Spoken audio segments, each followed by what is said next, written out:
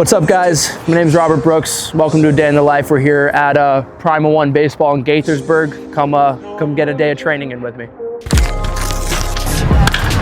And he puts one way up into the air. Left center field. That ball is traveling to the wall, and it is gone. It's a home run for Robert Brooks. Pitch.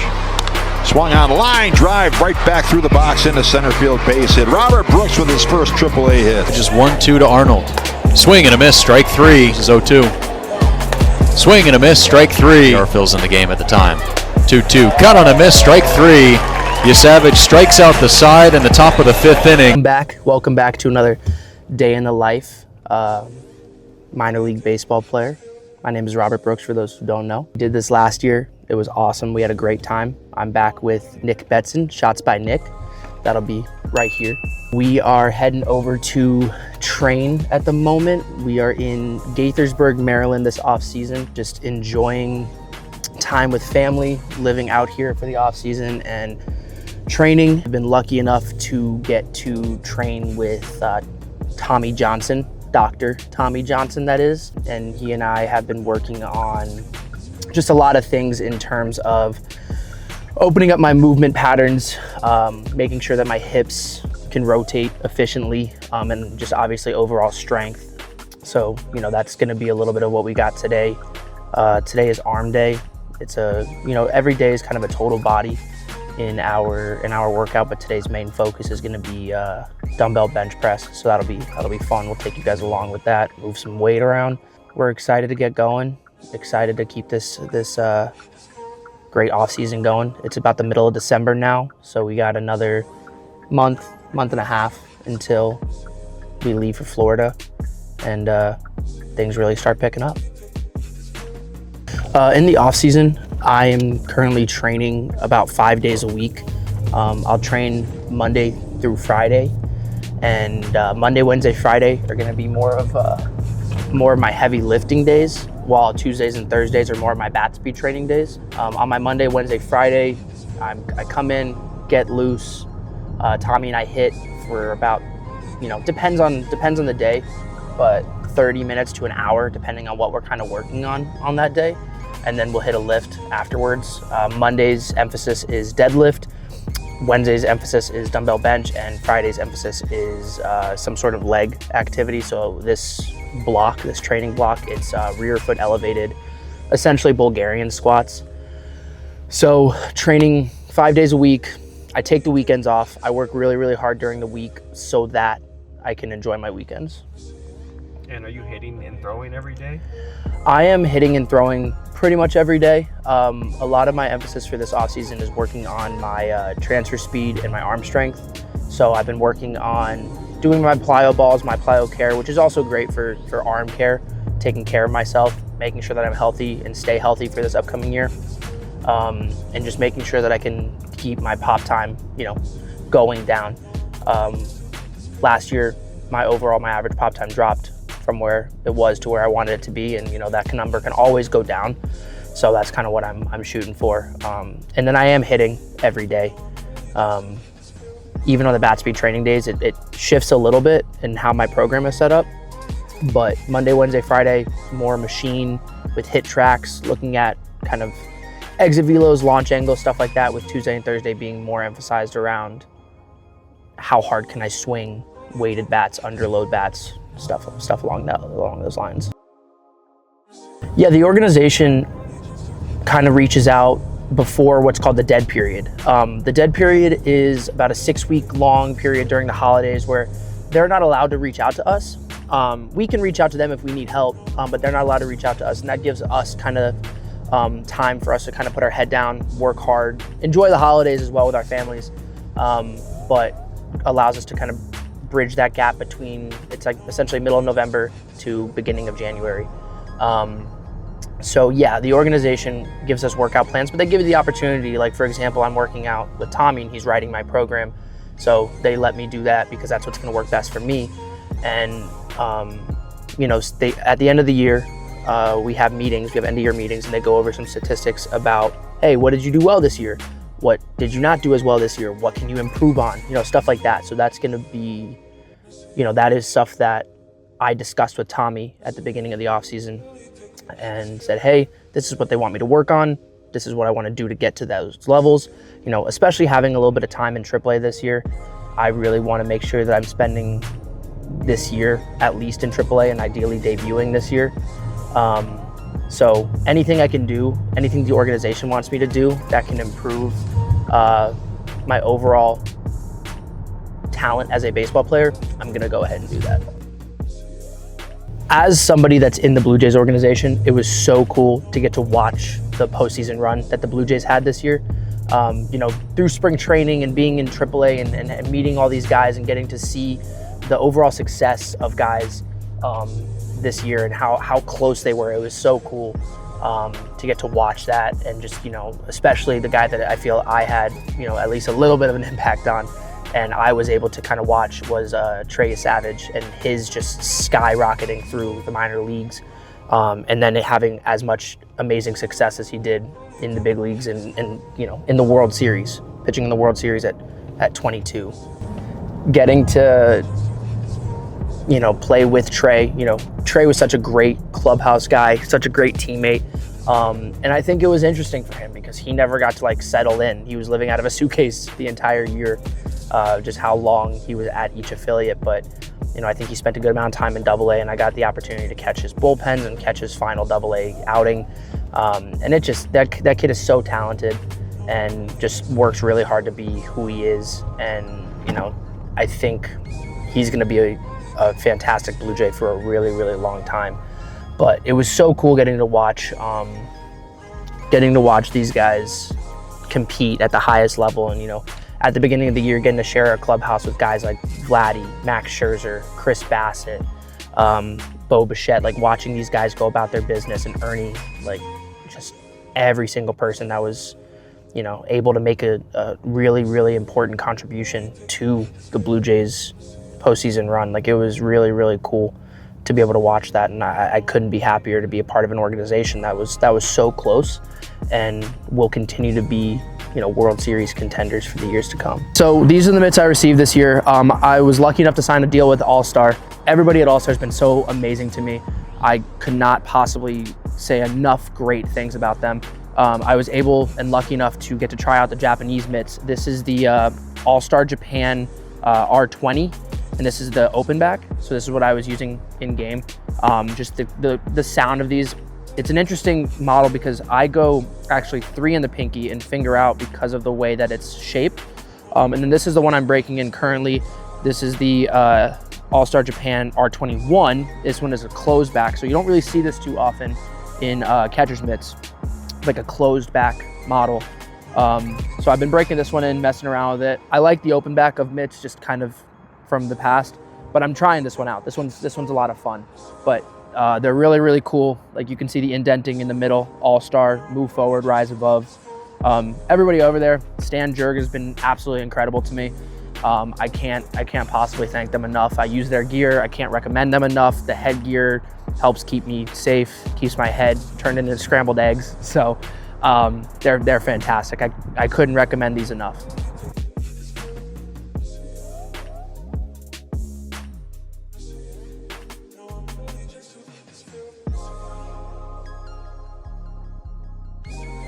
This is Primal. This is Primal One Baseball Academy, Gaithersburg, Maryland. Everything is here. You know, you can kind of see. I'll show you around a little bit. But we have our batting cages. You have, this one is you essentially have 2 cages. The short one here kind of get all your drill work in. All of your weighted bats are there, which is fantastic. Tee work if you need it. We have some bounce pads. A lot of the stuff we've been working on applies the mechanics of what I'm trying to do into time pressure, but based off my own timing. So that's been really great. Then further out we have hit tracks, pitching machine that allows us to kind of record everything and see what we want to do. Cage over there, pitching side of everything. Catch bullpens over there. You can close it down a little bit too to do live at bats and stuff, as we'll probably get closer to that before we leave. I believe it's 4 racks of you know, whatever you need to get done. Dumbbells, weighted bench is just The fat pads, they're fantastic. Everything in here we utilize, like even these boards right here. These are our like step down boards, and they're one of my least favorite things to use because they work. But yeah, this is it. Hello, hello. Are we whispering? Cool glasses. They are. Tommy just got Meta glasses. He's really excited. Go again. Go again. I can get the up the line angle. I can get over off the side. We have fun here. We have fun. We get after it, but we have fun. What's up? Eli. Robert, nice to meet you. Nice to meet you. Distance boost. I just hit that. Dude, I hit one yesterday. We were distance boost. We were distance boosting foam balls. I hit one 1,011 feet. Not saying I couldn't do that. It's just unlikely. For the last couple weeks, we moved on to external rotation hip stuff after doing about a month of internal rotation. A lot of what that was and a lot of what that did was for me to kind of open up my ability to rotate. And if I was able to rotate well, that allowed me to rotate faster and rotate stronger.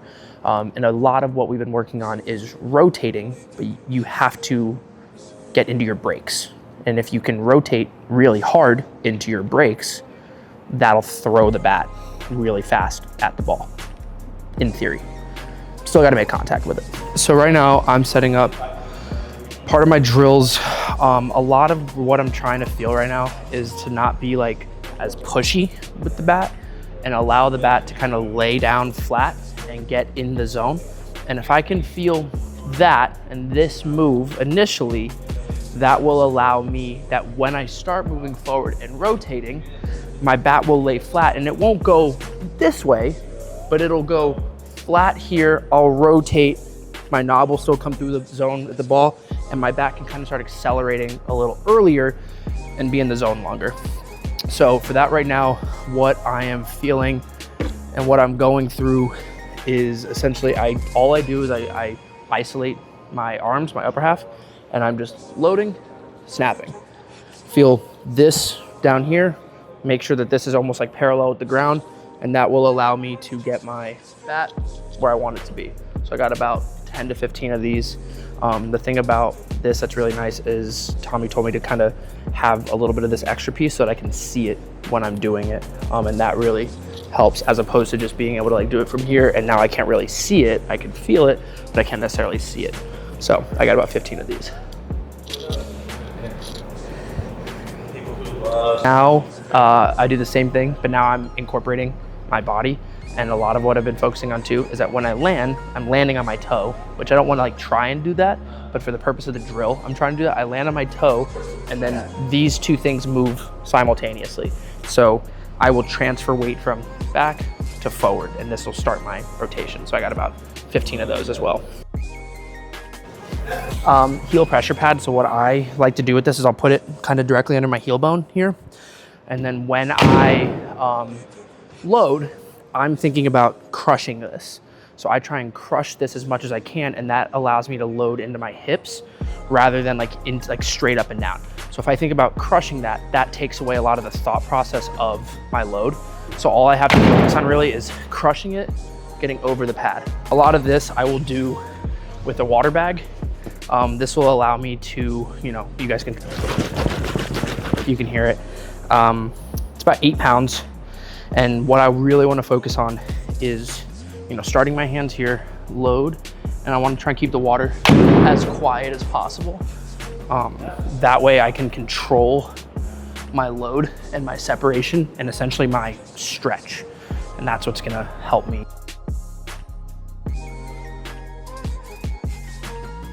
Did a couple of those. I like to just feel that. Then with the water bag, I'll do the same thing. But I'll start focusing on the weight transfer. So I'll feel essentially crushing, weight over, and then these two things will kind of move simultaneously. And then with that, since my hands will be back here, I'll start rotating this back elbow into the space that I've created with my posture. That's how it's like So we have 2 bats. I remember last year I showed off. These are my Phoenix models. We have the RB19. This one is cupless. So this one's gonna be really, really cool. I love the way this feels. But then Brad over at Phoenix did the same thing, RB19, but you can see the K, it stands for knobless. So here we have a no knob, and it just is a knobless bat, and it's a different feel. I really like the way it feels. I used it towards the end of the season. I used it in my last game actually, which was probably one of the best 0 for 3s I've ever had. Foul home run by like an inch, and then that same at bat lined out to the center fielder at 100. Then like flew out to the wall at like 102, 101, something like that. So, baseball. So here we have our flamingo drill. It's gonna be very similar to what we did with the water bag. However, I am just putting it under time pressure with a ball, bat, and I'm trying to hit it now.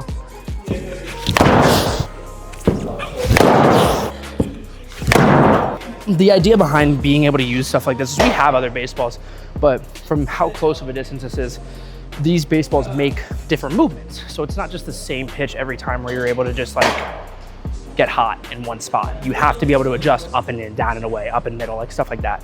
So that's kind of the idea of why we use these baseballs.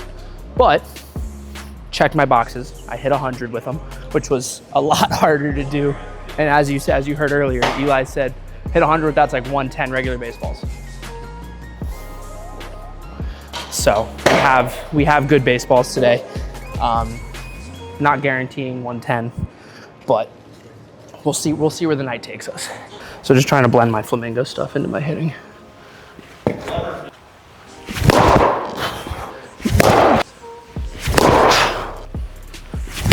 Feel that tilt, The tilt, and the connection. The crush, the heel pad, Yeah. create my posture, Okay. fill that space with my. They're literally just the tilt and the connection. Your details can stick with you. I'm detail oriented. Boy. What's that touched at? 104.7.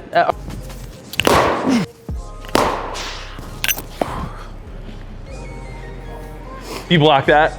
Absolutely. Oh, that was in machine work. Now we have baseballs loaded up in there. We just got done with foam balls. This is gonna be just some simple fastballs, but because we're at a shortened distance, the ball is gonna be coming in at like 50-ish, high 40s, low 50s, which will simulate, high 80s, low 90s. Working on some of the mechanical stuff that I was working on with the PVC pipe and my foam pad and all that, and just blending it into normal swings now. One for the team. That might get the job done.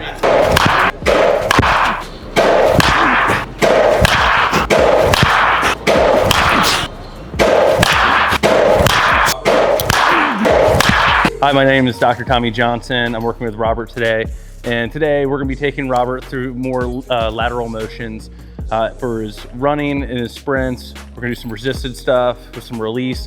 And then once we get into the lift, we're doing upper body emphasis, total body workout, but we're also in what we call a power phase. So we're gonna be taking heavy weight and moving it fast. Go. Go.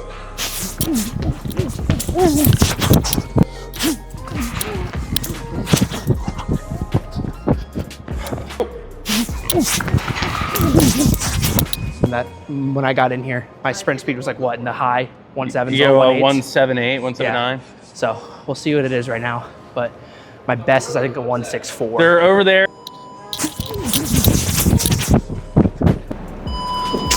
A little hezzy. A little hezzy. All right, here we go. False start.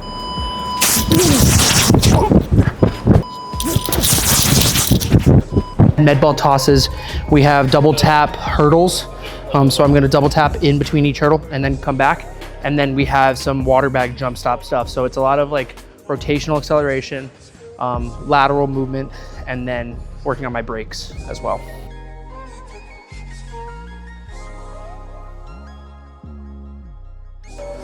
And then we'll move on to weight stuff. These are our jump stops. So this is, again, a lot of water bag stuff here. We like the water bags because it adds a level of stability to everything you're doing. If you can control the water and how uncontrollable it is, then the smaller muscles around your bigger muscles work. So here we have a water bag jump stop. So I'm gonna jump, throw the water bag, and try and hold it and gain my stability. So it's like 3 steps, jump stop, 3 steps, jump stop. They're side flushes, so I'm gonna go essentially like arrow, sheath, and I'm just focusing on rotational stability and strength.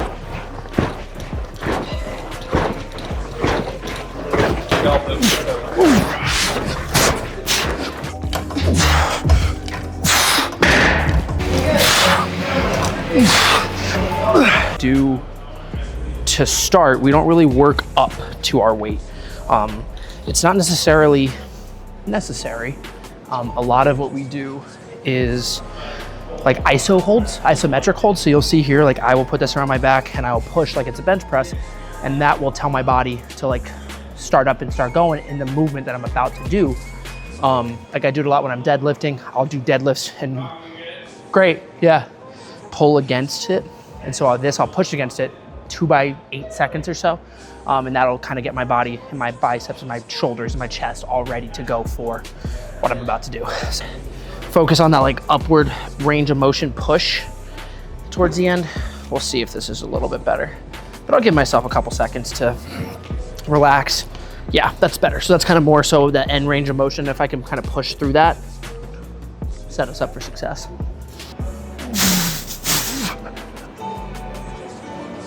Rip through that, and that will kind of get my body ready to go for this dumbbell bench press.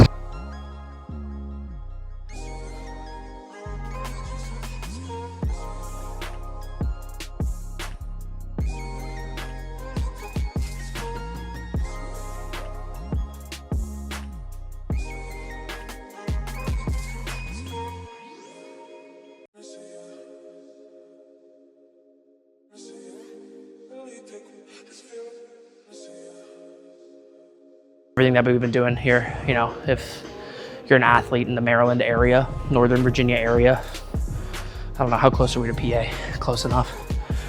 This is the place to be. You know, it's like, I think a lot of the things with a lot of the places a lot of these people go is that there's just so many athletes, and then you have so many people that like can't really give you that intentional time.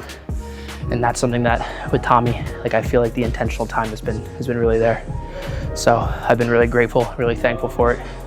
You know, he's been awesome. So I'm really excited for the rest of this off season, and then, you know, see where it takes me during the year. Hold them up, I lift up and I snap down, and I try and move these quickly. So I'm mixing.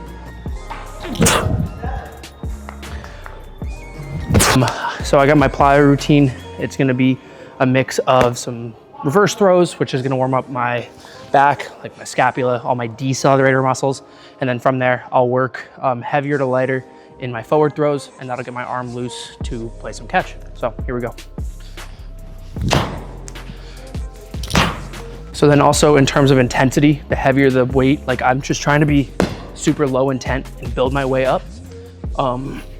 Especially with how heavy these balls are. Like I don't necessarily need to throw them super hard to get out what I need to put in. So super light intent with these first ones, and then build as we progress.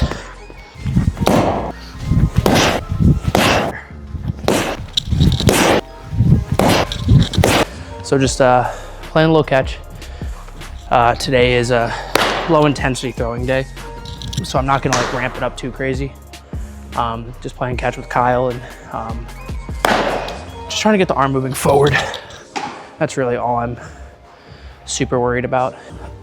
As the week progresses, I'll get a couple more throwdowns in, you know, ramp up the intensity of that, you know, do as best as I can within the confines of, you know, an indoor facility, 90-something foot cage, you know, just rip them into the net.